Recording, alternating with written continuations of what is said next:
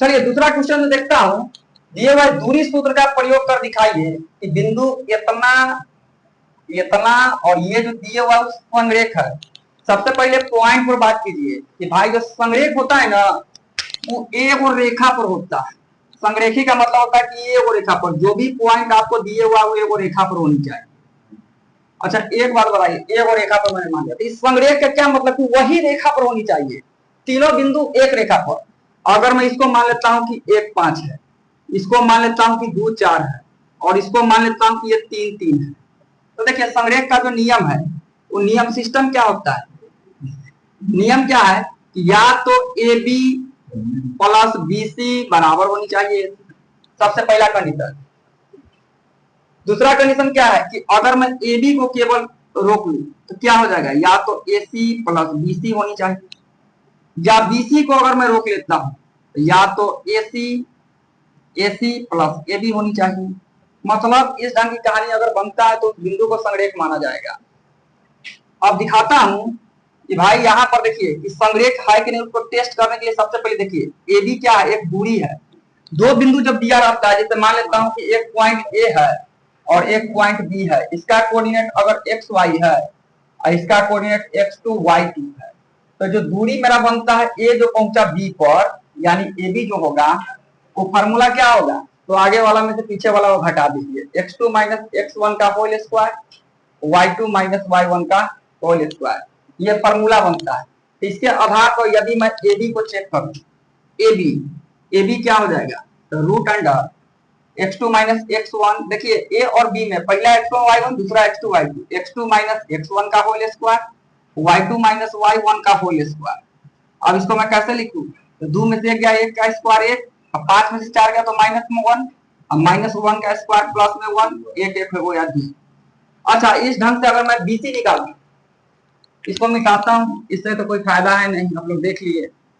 चलिए BC A B, अब मैं बीसी निकालता हूं, बीसी बीसी के लिए क्या करना होगा, तो बी और सी में x2 minus x1 root under x2 minus x1 plus y2 minus y1 का स्क्वायर, 3 में से 2 गया 1 का स्क्वायर 1 प्लस 4 में से 3 गया माइनस 1 का स्क्वायर प्लस में 1। स्क्वायर जो होता है ना वो हमेशा माइनस को प्लस करता है, क्योंकि दो माइनस मिलकर एक प्लस बनाता है। यहां पर हो गया मेरा रूट 2। अब एसी को चेक करता हूं, ए बी हो गया, बीसी हो गया, एसी को चेक कीजिए। ए और सी में इस पिछला पॉइंट को कुछ लेना देना नहीं। ए और सी में x2 माइनस x1 तो 3 माइनस 1 का whole square, y2 minus y1 तो ये हो गया 3 माइनस 5 का होल स्क्वायर, 3 में से 1 गया 2, 2 के स्क्वायर 4, 5 में से 3 गया 2 और 2 का स्क्वायर हो गया प्लस का 4, माइनस 2 का स्क्वायर प्लस का 4, ये हो गया रूट 8, 8 का वर्गमूल कितना होगा 2 रूट 2। अच्छा अब देखिए ऐसा कौन दो साइड है जिसको जोड़ू तो तीसरा साइड के बराबर हो जाएगा। संरेख के लिए हमको क्या करना होगा, संरेख है कि नहीं उसके लिए हमको क्या चेक करना होगा, ये तीनों कंडीशन में से कोई एक अगर फॉलो कर दिया तो समझिए कि बिंदु संरेख है। जो दिया गया पॉइंट है वो ए वो रेखा पर है।